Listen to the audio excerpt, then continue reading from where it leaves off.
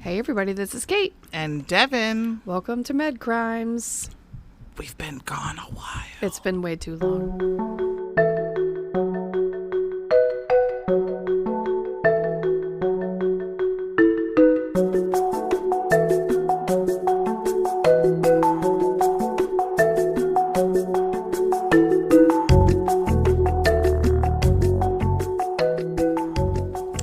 Hey creeps. Oh my gosh. What is this again? Where are we? We have not recorded in like a month. Am I in a basement? So we're on schedule, but we had that week where we were ahead of the game. And we took way too much advantage of that, and now we have not been together in a while. And now we're like, oh my god, shit. We gotta like do this. Like right now. Here we are! Here we are! What's Med Crimes again?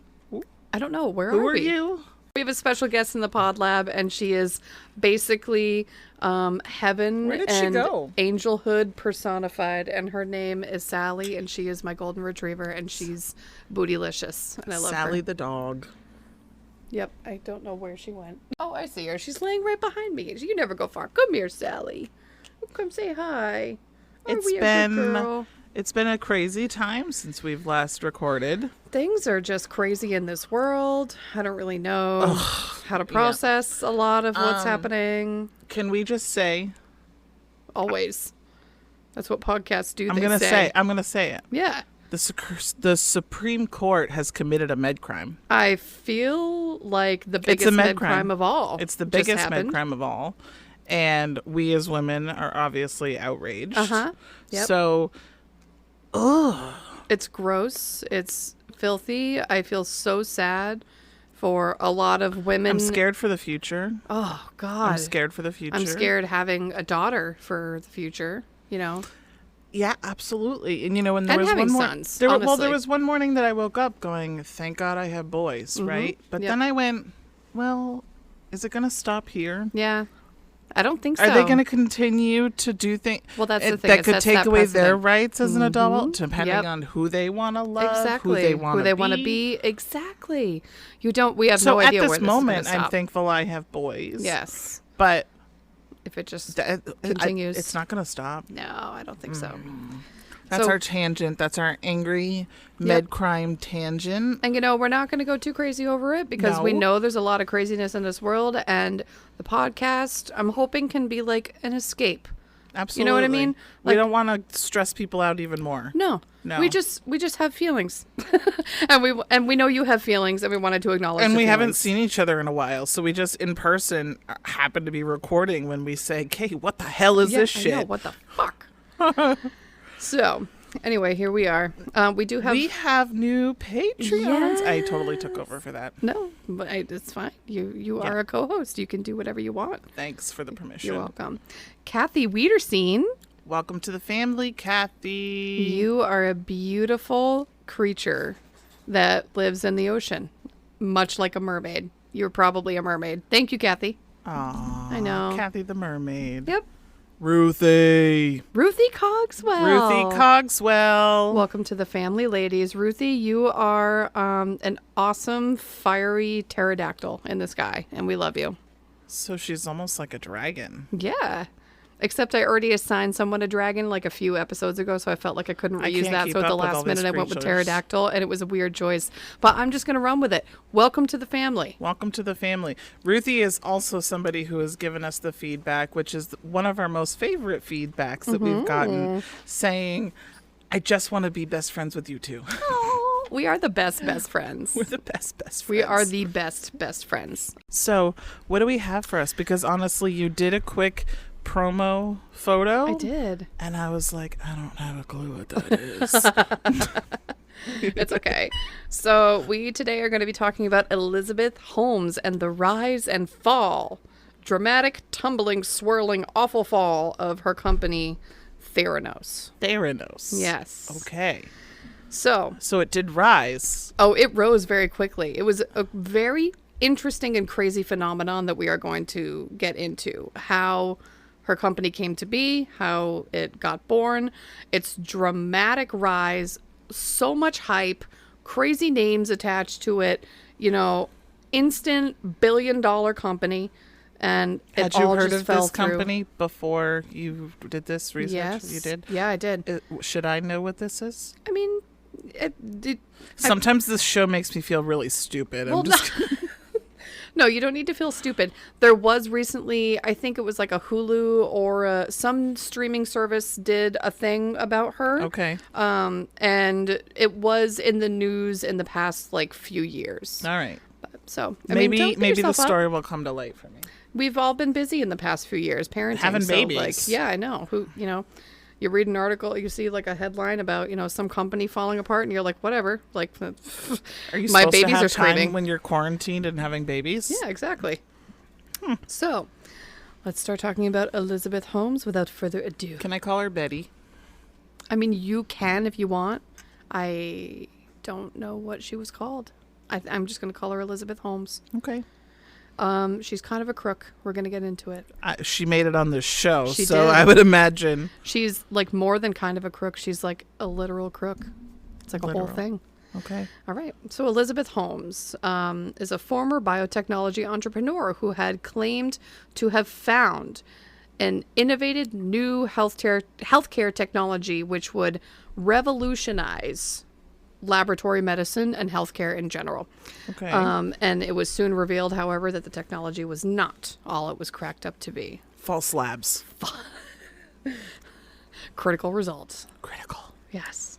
So, Elizabeth Ann Holmes was born February 3rd, 1984 in Washington, D.C. Oh, she's not much older I than know. us. I actually saw that. I was like, oh, she's a February baby. She's a Febu baby. Cute. I know. So she's not even 40. I know. Yeah, she's very young. Wow. And if you see pictures of her, you're going to be like, damn, girl, you fine.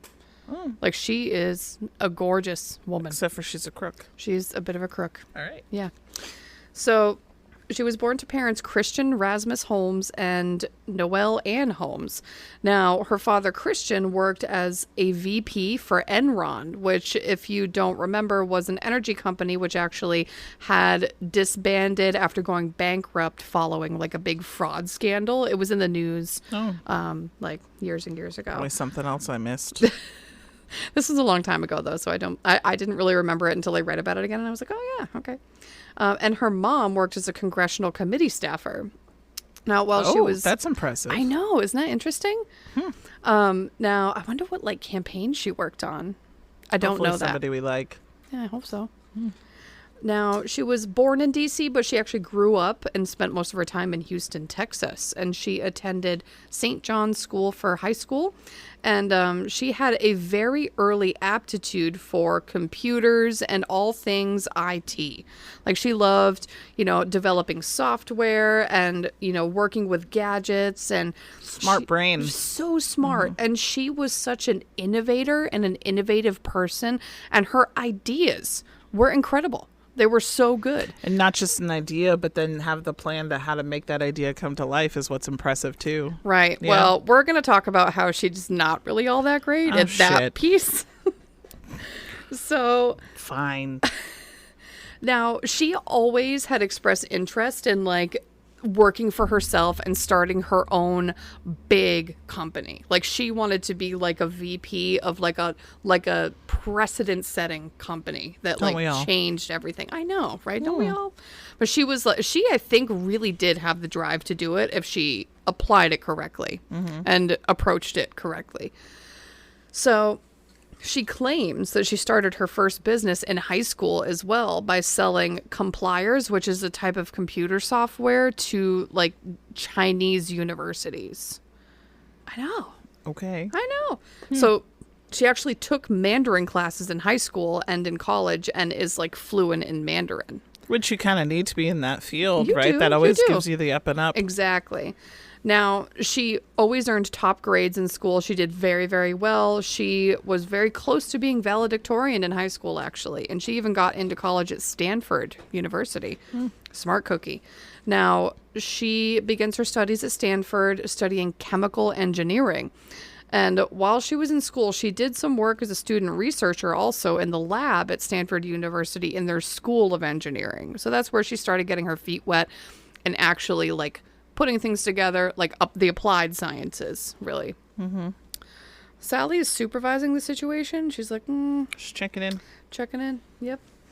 So we should post a picture of her because she's Sally the mascot. she's a creature. Following her freshman year, she did travel over to Singapore and began to work in the lab at at the Genome Institute of Singapore. And this is where she starts getting specifically into her foray into like healthcare and applied sciences and into blood testing.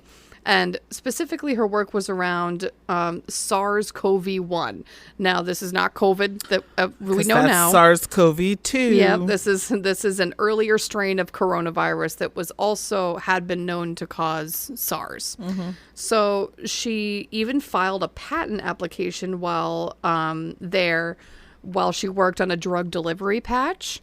And she later cited a long-term fear of needles as her inspiration for a lot of her work. So injections, blood draws, she hated all of it. And she was like, there's got to be an easier way. So she's trying to create workarounds. Exactly. Which is admirable. Hey. You know what I mean? I'm all for it. Because there's a lot of people that suffer from that. And needles hurt. It's a real thing, you know? Needles do hurt sometimes. Yeah. Now, in her travels, she meets a man named Ramesh Sunny Balwani. Now, at the time, Balwani was quite a bit older than her. Holmes at this time is 18 years old, and he was 19 years older than her. So, much older man. He was married at the time, but in 2002, shortly after they had met, he divorced his wife. And that's where this like years-long affair begins between Elizabeth and this guy, Sonny Balwani. Who's twice her age. Mama must have loved that. I mean, no judgment. Like, hey, Sure. if you guys are like, you know, really into each other, like, go for it. But it's here that she really decides to like refocus from school and start really pursuing her passion and her goals, which was to start up a biotechnology company. And I think that she's really always had like that innovative brain for like new technology and really wanted to just like start something on her own. So here is where she drops out of Stanford. And she uses the remainder of her tuition money that she had set aside to invest in a consumer healthcare technology company. And this was going to be like her baby, that she would like her startup. This is giving me like the vibes of previous episodes we've done when it's like you can't run before you crawl, walk before you crawl. You probably should have finished Stanford first. I mean, I feel like that would have been reasonable. All right. Yeah. Her fear of needles goes on to inspire a lot of her work and inspired the next venture. Now, she thought to herself, we have so much sophisticated medical technology. Why do we need entire vials of blood when we run blood tests on somebody? Like what, you know, we can check glucose from a single pinprick. Why can't we do the same for all blood tests? The INRs. Exactly. Mm-hmm. There's a lot of things that we can check with just like a point of care Valid test. questions. Valid question. Now, most of us have had blood drawn before, but typically a phlebotomist will find a good vein, insert a small needle into the vein, and collect a vacutainer, which is like a small little plastic or glass container. A lot of them have different preservatives in them, depending on the test that you need run. They collect a vacutainer or several vacutainers full of blood to run certain tests. And there are times, if you need a lot of tests, you know, the phlebotomist will walk away with like a whole handful of vials of blood. And I mean, I feel like it's a reasonable question. Like, why can't we just, consolidate all of that? Now, certain tests require it to be collected in like certain tubes, also depending on the amount of blood needed to run the test. And obviously the type of preservative required to be in the tube when it's collected. Now, most labs have these like huge machines that can spin the blood down and separate the cells from plasma, which gives us certain blood counts. And they also have like chemistry machines where they can test things like electrolyte levels, lipid levels, renal, liver function, all of that. And it all requires, a whole lot of big machinery. Now, she started in 2003 by naming her company Real Time Cures, which was going to be based out of where she had recently resettled, which was in Palo Alto, California. And you may wonder, what this young, gorgeous, intelligent woman with her whole life up in front of her wants with Sunny, this like older guy. This was exactly going on in my head right now. Well, I know. What does she want from him? He had a lot of money. There, it's always money. It's always money. And she had the startup idea. Money. And she was like, you know, I feel like if I really am in a serious relationship with this guy, and I got to confess, this is my personal opinion, and this is not validated anywhere, but it's kind of what it seems, that she was kind of in a relationship with Sonny so that he could really help get this company off the ground. I mean, they have the term gold diggers for a reason. They do. So that's, you know, speculation, but again, this is a podcast. Speculation is what we do. Yes. Until they take that right away from us, we can have our opinions. Exactly. So there's that. Now, her theory was that she could find a way to extract vast amounts of data, typically only available through blood draws, simply by providing only a single drop or a few drops of blood. And what she was proposing would be to develop a small, portable even, machine that could be made available eventually even for home use. And by using... Or like in my setting, right? Yeah. In a long-term care. Like, it could be have in it with pharmacies, us. Long-term care. Yeah. Just really making that data collection so much more accessible to people. Wouldn't that be something? By just using a finger prick, any and all blood test results could be ascertained. So this idea is gold. In theory, it is gold. I just said, wouldn't that be something? If somebody could make this work, how amazing would that be? So she pitches her idea to one of the medicine professors, though, at Stanford School of Medicine. And her name was Phyllis Gardner, who responded that, you know, it's a wonderful idea. I do not think it's plausible, because she knew that these things have been tried in the past and failed. And, you know, we've gotten this far in life doing what we're doing now because this is what works. It's what works, right? And the gold standard. Exactly. A lot of people have tried this in the past and failed miserably. And as for much of blood testing that's performed even today, you simply need the volume of blood. Like, you just need that volume. And so she would not back her idea. And that was disheartening because, you know, this is a medical venture, and this is like the first medical person that she's proposed this to, and it kind of got shot down. Debbie Downer. I know. So she went through the entire department, though, trying to find more support, and was essentially told the same thing. No freaking way. No medical person would really back up this idea because they did not think it was plausible. Now, girl did not quit, though, so she sought out finally... Did she present just the idea, or a way to get there? No, she presented, like, this is the idea, and I believe I have the technology to do it, and what she's looking for is capital, investors. To help research to get the money to get her there. Yes, exactly right. Yeah. So, girl did not quit. She sought out the dean of the School of Engineering, Channing Robertson, and he did back her idea.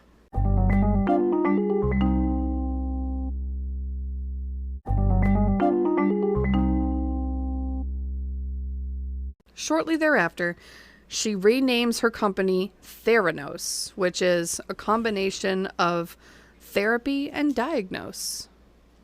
So it's a cool name. I would have gone with theory and diagnose. Yeah. Because in theory, this is what I'm diagnosing you with.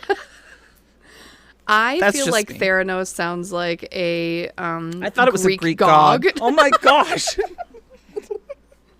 I feel like it's like Zeus, Hashtag best friend. Theranos, you know, Hercules. I thought it was a Greek god, and I was like, what kind of story are we talking about this week? Theranos. So, Robertson, who was the dean of the School of Engineering, who had supported her, became the company's first board member, and he started helping Elizabeth network a little bit and try to get more funding and investors. Now, he is an important player here because... You know, he's the dean of engineering at like an Ivy League school. He has a lot of connections and his name carries a lot of weight, you know. So people like big people start seeing that he's tied to this project and so it's like, oh, this is legit. Is validating. He's in support. Exactly.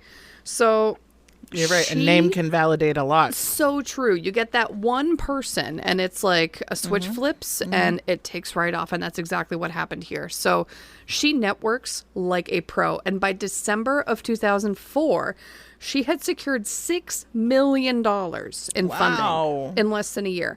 And whoa, that's impressive. Yeah. Some really big names were starting to buy into her idea. She starts collecting more board members. She named Sonny, whom she was still in a relationship with, as the president and CEO of the company. And she was like the owner and co-CEO of the company. Sonny. Yeah. Now, again, she has absolutely no medical training whatsoever. Right. And everybody medical. She's still technically a quote unquote college dropout. Yes. Which, I mean, you can get places. Hello. Of course you can. So many people have. There's a whole debate of what you can do in life without college and student loan debt. And there is so much you can do. But this is a very technical and lofty goal for somebody who does not have the training and also... Or the bioengineering degree. And so far, she's found zero medical support for this whatsoever. Remember, every medical person she's approached has said no thank you. Where are the most supporters coming from? Every other field. Okay. Literally nobody medical, everybody else. Got it. So she had no medical training whatsoever. And in addition, the relationship between her and Sonny was never disclosed to the board. Oh. So this was like kept very much on the down low. There was no full disclosure. No, there was not. Mistake. So she begins like starting to operate the company, build the company sort of secretly. And so at this point, she's like 20 years old. Yes. Wow. And all beta testing was done with very, very few employees, without any press release, no company website, like things were really on the down low. Yeah. And finally, after years of, quote, perfecting the technology, she announces a partnership with Walgreens to launch an in-store blood collection center. And that is when more partnerships, started coming out. Once Walgreens tied their name to it, this again, really validates this whole thing. Exactly. So by the end of 2010, Holmes had secured more than $92 million in capital to fund this company. And I feel like this really just speaks to like her poise and her charisma. Right. And hype in general. If something gets hype, even if there's no substance whatsoever, the fucking power of just hype is insane. And a name. It reminds me of that Netflix documentary of the girl who pretended to be rich, that she was in the fashion and Anna whatever. Delvey. Yes, dude, right? Doesn't I fucking loved that. Doesn't that kind of remind you of this? That girl had nothing. 100%. But the way she poised herself, the way she acted, she got it all. She defrauded so many people just because she had that little something. Yeah. It's amazing what people can do.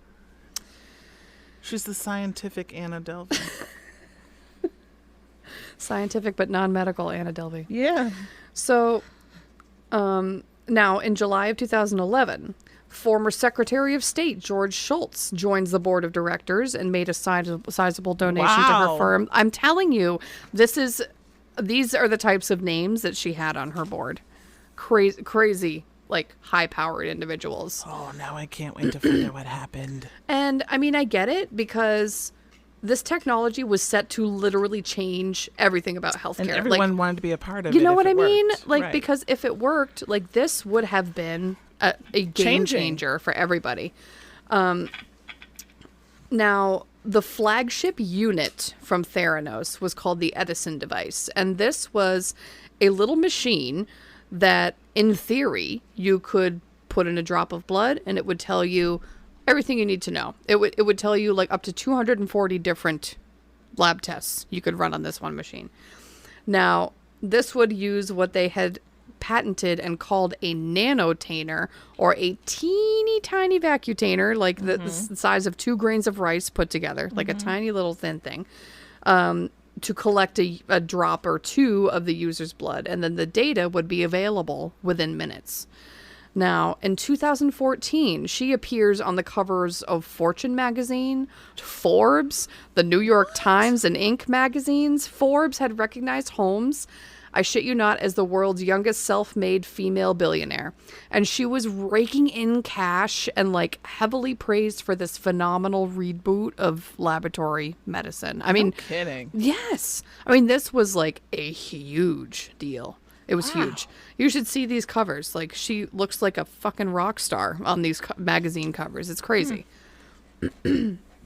So, but yet still, so we're up to 2014, so it's 10 years, but we're still not any closer. So she, along this time, is disclosing very little about their actual data and virtually nothing about, like, specifically what they're able to do at this point. Still just riding high on this idea. Exactly. Yeah. And what she is saying to the press is that everything's come along great. You know, we're making so much progress. We're growing leaps and bounds. We're right on schedule.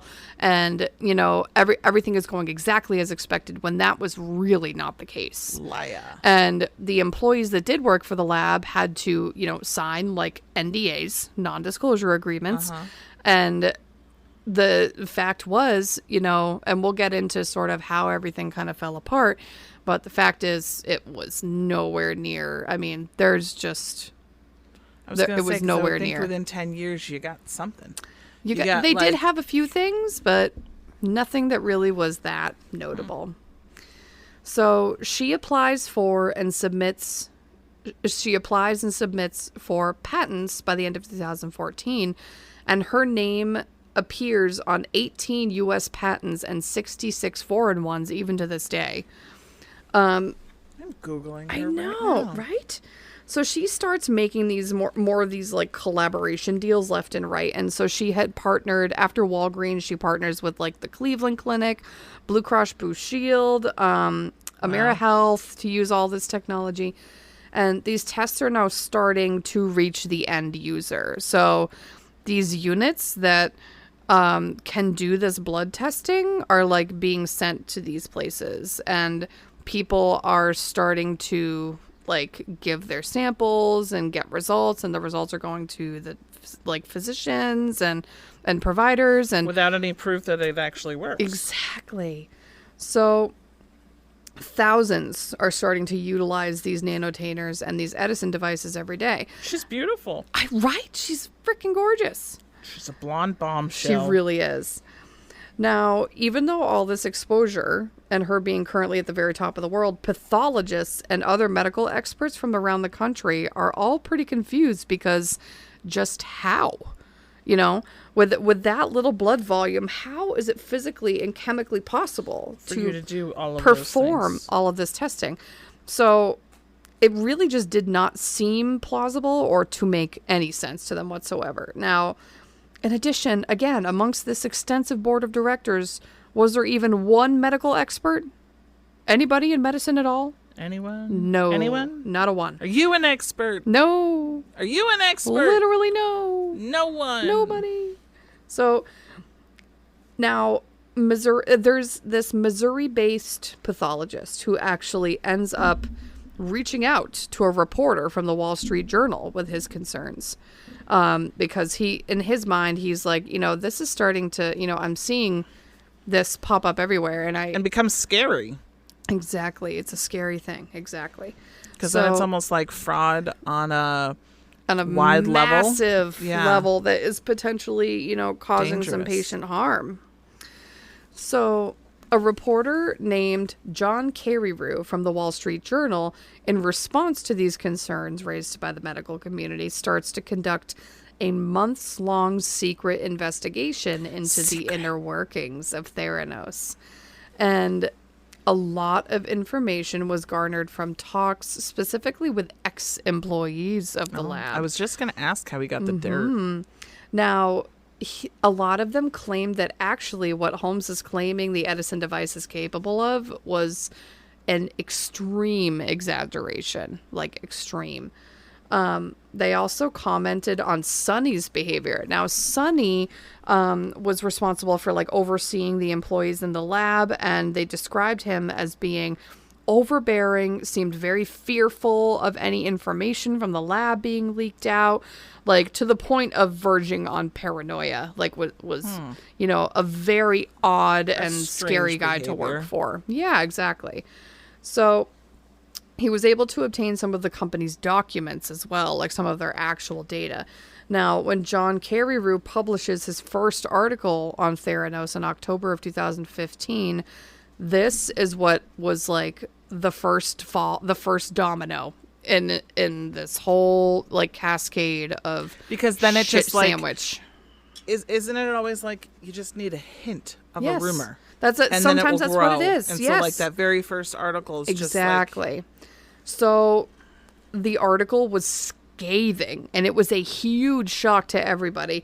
Now, the article describes that behind the scenes, there was a lot of struggles with accuracy of testing. And while Holmes and Balwani were citing that the Edison could offer more than 240 lab tests, at this time, the machine is only capable of handling a tiny fraction of those tests. And at the time, it was really only about like maybe 15 tests were being routinely performed at the lab. And that's not even accurate. Not even like accurate testing. These are just things that are being performed and perfected.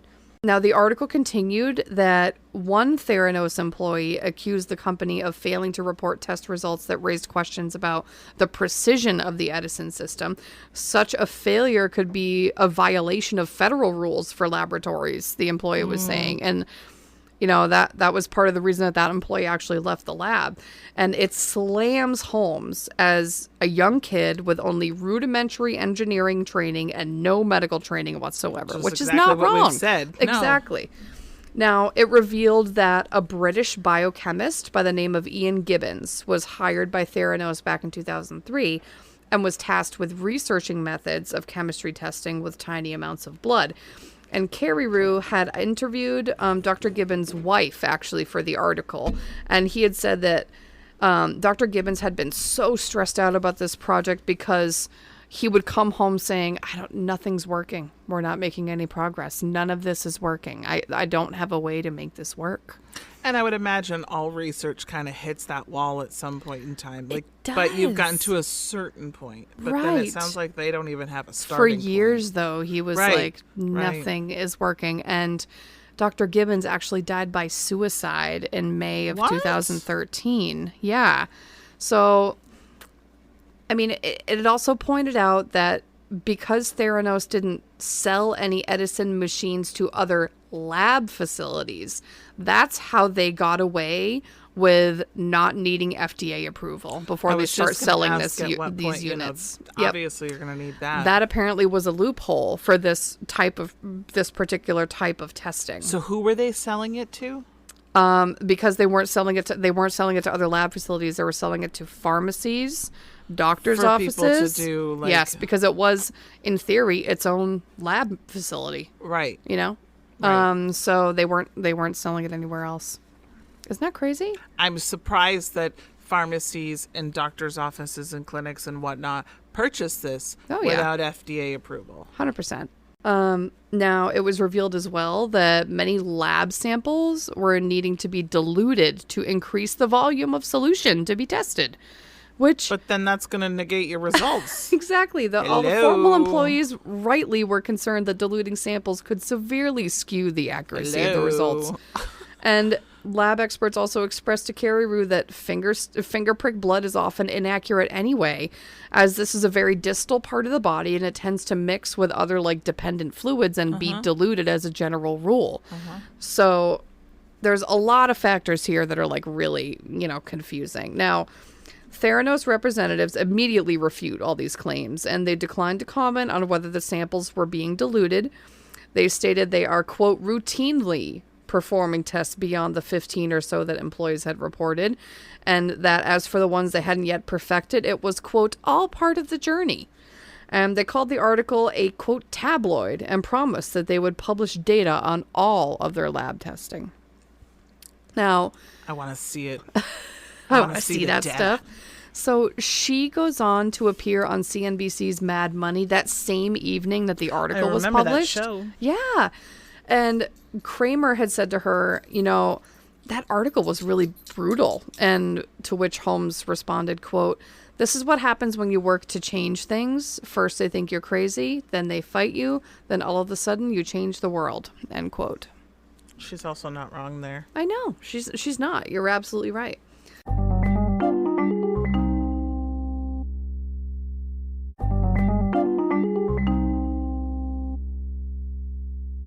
Now, following this, Carreyrou went on to publish actually a series of articles on Theranos that actually, and he actually even published a book detailing his investigation, which I was able to get a lot of great information from. It's called Bad Blood, Secrets and Lies in Silicon Valley Startup, and it's by John Carreyrou, and I highly encourage you to pick it up if you want more information Bad about Blood. this. What a good title for this story.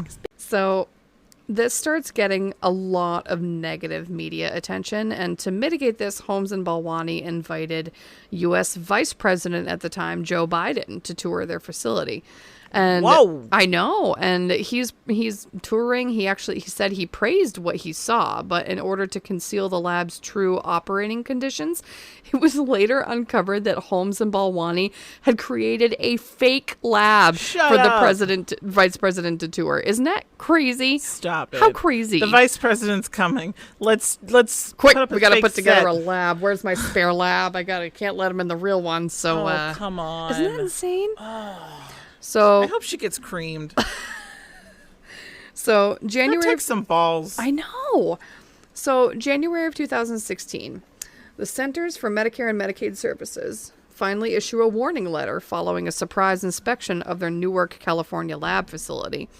And they had identified deficiencies in testing, sample collection, and sterile processes, everything. And they were given 10 days to correct these deficiencies. And That's standard. It's pretty standard. Now, Holmes went on record to say that she was, quote, devastated that they didn't catch these issues sooner.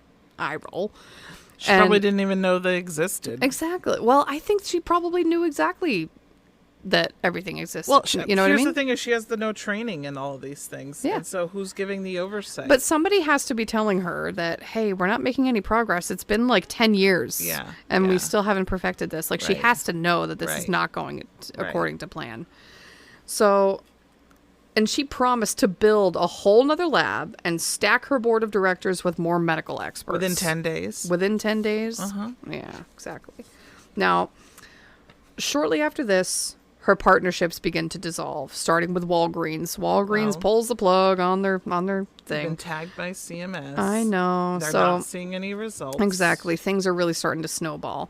Now, finally, in July 2016, CMS banned Holmes from owning, operating, or directing a blood testing service for a period of 2 years. Oh, why? And Theranos appealed that decision to a U.S. Department of Health and Human Services appeal board, and the U.S. FDA also ordered the company to cease use of its capillary tube nanotainer device, which was like one of its core inventions. Right. So all because they failed to provide CMS with any proof that she had addressed or fixed any of these concerns. So again, just blowing more smoke up people's asses to try to cover her own. Right.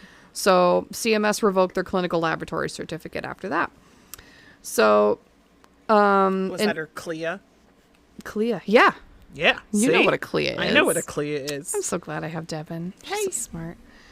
So should we tell the listeners at home that are not medical what a CLIA is? I wish you would. It's basically your certificate that allows you to do testing. Yes. Like, it's basically your authorization. Exactly. To do any kind of lab testing. Right. In my setting, it would be CLIAs for like PT-INRs. PT-INRs, any of the labs that we would draw, but it also covers you for glucose. Oh, cool. Because essentially taking someone's finger stick is a true. lab That's draw. a lab draw. You're absolutely right. It is. That's your education for the day. The more you know. Thank you, Devin. You're welcome. So, in 2017, the state of Arizona then files a suit against Theranos, alleging that the company had sold 1.5 million blood tests to Arizonans while concealing or misrepresenting important facts about those tests. And in April of 2017... Like the fact that they don't work? That they don't fucking work. There's that minor little detail. And the company, in April of 2017, actually settled the lawsuit by agreeing to refund the cost of the tests to consumers and to pay $225,000 in civil fines and attorney fees for a total of $4.6 million. And other reported ongoing actions included unspecified investigation by the FBI and 2 class action fraud lawsuits. Holmes, through all this, denies any wrongdoing. But yet blames she's literally settling. everyone else. So hello. Yes, exactly. Isn't the key with like settling is like you just want a problem to go away? Yeah. And you got something to hide. And you're like, these scientists will figure it out eventually, but they weren't fucking figuring out because it was just not possible. Mm-hmm. Sorry, honey. So, December 2017. By this time, the once 800 employee company was down to just 25 employees. Whoa. So Walgreens not only terminated that partnership, but they actually ended up suing, among other entities, all of which settled.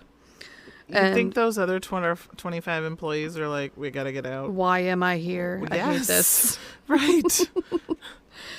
Exactly. What happened to the other Maybe it was like 775? Elizabeth, Sunny, like her mom, her cousin. Guys, you know what I mean? Is everyone on vacation? Yeah, Where are they? Exactly. Where is everyone? Break Everything's room's fine empty though. today. It's like that meme with like the dog that's sitting at the table with a cup of coffee and everything's on fire around him, and he's just like, "This is fine. This is fine. Everything's fine. I'm fine. I am fine."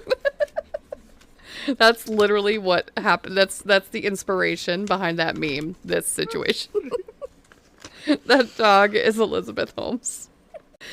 So in March 2018, the SEC, Securities and Exchange Commission, charged Holmes and Theranos' former president, Sunny Balwani, with fraud. Sunny Balwani. Sunny Balwani. So they finally got their fraud charges here by taking more than $700 million from investors while advertising a false product, claiming they had engaged in a, quote, elaborate years-long fraud, which is so true. And where they, quote, deceived investors into believing that its key product, a portable blood analyzer, could conduct comprehensive blood tests from finger drops of blood.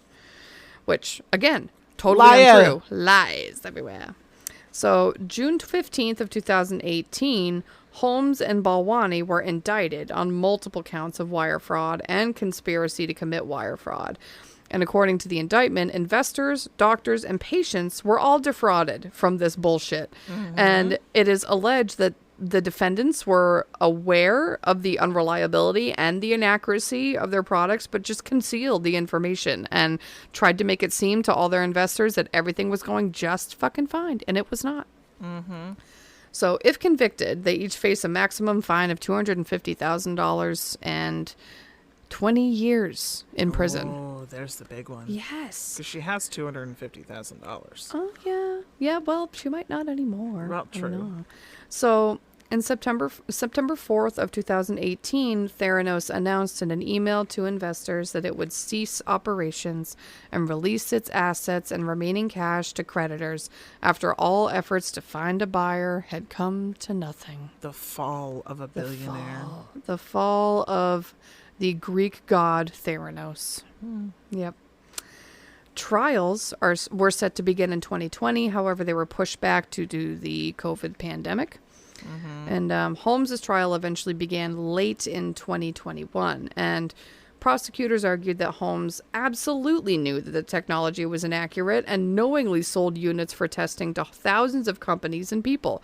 And she garnered so much buzz, big names, and investors for her company that it was all just a giant house of cards.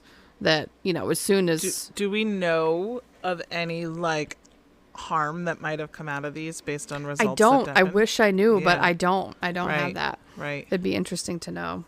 So, Sunny and Holmes have split. And no kidding. Holmes did actually remarry in the midst of this, and her now where'd she have the time? I know.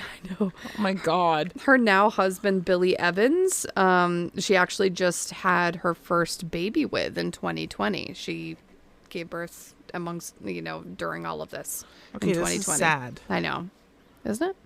I think everyone really wanted this technology to work because she was absolutely right, and this would have changed everything and made healthcare so incredibly accessible to everybody, right? But you got to have a plan to get there. Exactly. And it would have just streamlined lab testing and just changed everything for the better. But medical experts being leery was just absolutely right. It's just not feasible. You need the volume. And in January of 2022, Holmes was convicted of conspiracy to commit fraud against investors and 3 charges of wire fraud. Wire fraud. And she's being sentenced. She's not been sentenced yet. She's being sentenced. It is scheduled for September of 2022. And she so she was convicted in January, but hasn't been sentenced yet. That's right. And she faces a max sentence of 20 years. But legal experts, now she's still with her baby. Yes, but legal experts are thinking that she's going to get a much lighter punishment. I'm sure, because that's what always happens with the lifestyles of rich and famous. So her ex-partner Sonny, though, Sonny Balwani, his trial is ongoing. And prosecution claims that he was actually the mastermind of all the wrongdoing here and that Holmes was just an unwitting scapegoat, which, no, I don't buy that at all. And they allege that he was actively participating in defrauding the investors. I think it's the other way around. Yeah, I think so, too. Wicked. And I think that... and they allege that he was actively participating in like defrauding investors and advertising false information to patients and to buyers. Prosecutors have pointed to Balwani's oversight of Theranos' lab. You know, he was there for the day-to-day with the lab, and like he was directly supervising a lot of these people, and all of this happened on his watch. So closing arguments included a 2015 text that Balwani sent to Holmes stating, quote, "I am responsible for everything at Theranos," Balwani said. And he also said, quote, "All have been my decisions too," end quote. So that was pretty damning that he was very involved. Sorry, dude. Yep. And Holmes was rumored to maybe be testifying at his trial, but she did not testify on his trial. And we hope to hear of Sonny's verdict sometime this week, actually, because he should be getting, the jury should be back very soon. Okay, so they've had their closing arguments and they're deliberating. Yes. Dun, dun, dun. And also, once we hear about that, they'll schedule his sentencing.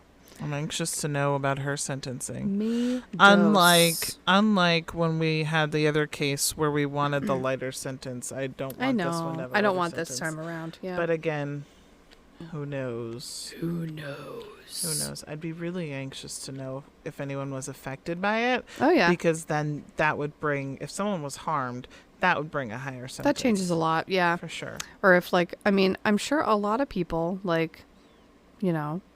medical decisions were made based off of this lab work. That's why we draw labs, so that we can make medical decisions. I know. So you diagnose exactly off of those numbers. The numbers are so, vast that it's probably impossible to tell exactly, how many times this might have happened. But I'm sure it reached patients, and I'm sure it caused harm in some way. Damn her. She is the medical Anna Delvey. If you haven't watched that Netflix series, it was pretty fun. It was so entertaining. Really yes, fun. It was great. But it looks like this one's on Hulu. I think it's. Oh yeah, it is. It is Hulu. Okay. If it's out, I don't know. I didn't get that far. You should watch it. It was Amanda Seyfried, which I love her. I love her. She's too. my favorite Mean Girl. Yeah, she was a mean girl, wasn't she? Yes, she was. Mm-hmm. There's a 95% chance that it's already raining. I love that. All right, guys. Well, thank you for listening.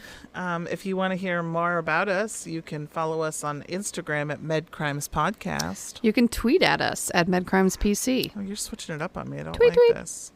Find us on Facebook by searching MedCrimes Podcast. Or if you wish to become a Patreon, you can visit www.patreon.com/MedCrimesPodcast. Do you have any crazy stories that you want us to tell? Are they ridiculous? Are they spooky? Are they stupid? Are they fucked up? I hope so.